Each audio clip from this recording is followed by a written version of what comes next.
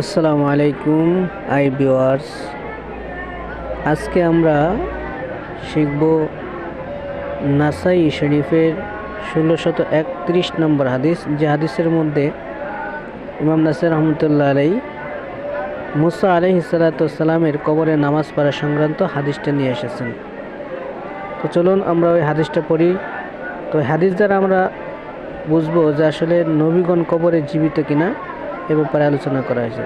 দেখি আমরা সরাসরি 1631 নম্বর হাদিসে চলে যাই। 1631 নম্বর হাদিস,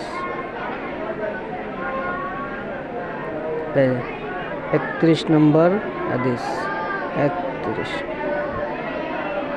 31 নম্বর হাদিস আমরা পড়ি। দেন আখবারানা মুহাম্মদ ইবনে আলী ইবনে হারাব, তিনি বলেন ক্বালা হাদ্দাসনা মুআয ইবনে খালিদ। মুআয ইবনে খালিদ বলেন ক্বালা আম্বানা হাম্মাদ ইবনে সালামা আন সুলাইমান আত-তাইমি আন সাবিতিন আন আনাস ইবনে মালিকিন। হযরত আনাস ইবনে মালিক রাদিয়াল্লাহু তাআলা আনহু তিনি একজন বিখ্যাত সাহাবী। তিনি তার থেকে হাদিসটা বর্ণিত। তিনি বলেন আন্না রাসূলুল্লাহ সাল্লাল্লাহু আলাইহি সাল্লাম কল, রাসূল সাল্লাল্লাহু আলাইহি সাল্লাম বলেন আতাইতু লাইলাতা উসরিয়া বি, মেরাজের রজনীতে আমি আসলাম। আতাইতু লাইলাতা, ওই রাত্রে, উসরেবি, যে রাত্রে আমাকে ভ্রমণ করানো হয়েছিল, আলা মুসা আলাইহিস সালাম, মুসা আলাইহিস সালাতু ওয়াস সালামের কাছে, ইন্দা কাসিবিল আহমার, কাসিব মানে টিলা, আল আহমার লাল, লাল পাহাড়, এখানে লাল টিলা বলতে পারেন, লাল পাহাড় অর্থাৎ লাল পাহাড়ের কাছ দিয়ে আমি অতিক্রম করলাম।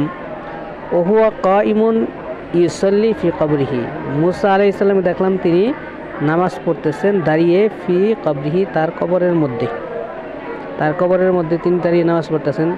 তর্জমাটা দেখে নিন। আনাস ইবনে মালিক বর্ণিত, রাসূলুল্লাহ সাল্লাল্লাহু আলাইহি সাল্লাম বলেছেন আমাকে মেরাজের রাত্রে একটি লাল টিলার নিকট মুসার কাছ দিয়ে নিয়ে যাওয়া হলো। তিনি তখন তার কবরে দাঁড়িয়ে সালাত আদায় করতেছিলেন। তার পরবর্তী 32 নম্বর হাদিসটা একই হাদিস, এই যে রাসূল ক্বালা আতাইতু আলা মুসা আলাইহিস সালাম ইনদা কাসিবিল আহমার ওয়া কাইমুন ইউসাল্লি। তারপরে হাদিস কিন্তু সবগুলো সহিহ। সুলাইমান আনাসিন আন্না নবী সাল্লাল্লাহু আলাইহি সাল্লাম ক্বাল মারাতু আলা কবরি মুসা আলাইহিস সালাম ওয়া ইউসাল্লি ফি কবরি মুসা আলাইহিস, কবরের পাশ দিয়ে গেলাম, তিনি কবরে নামাজ পড়তেছেন।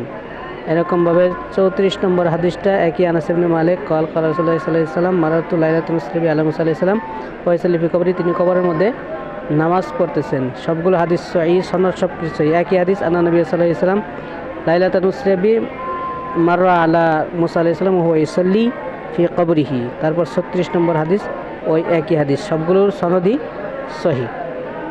সুতরাং এর দ্বারা বোঝা গেল। আবার 37 নম্বর হাদিসটাও কি, 37 নম্বর হাদিসটাও একই হাদিস, মারাতু আলা মুসা ওয়া ইউসাল্লি ফি কবরিহি। তো এই সকল হাদিস দ্বারা বোঝা যায় যে নবীগণ কবরে জীবিত আছেন।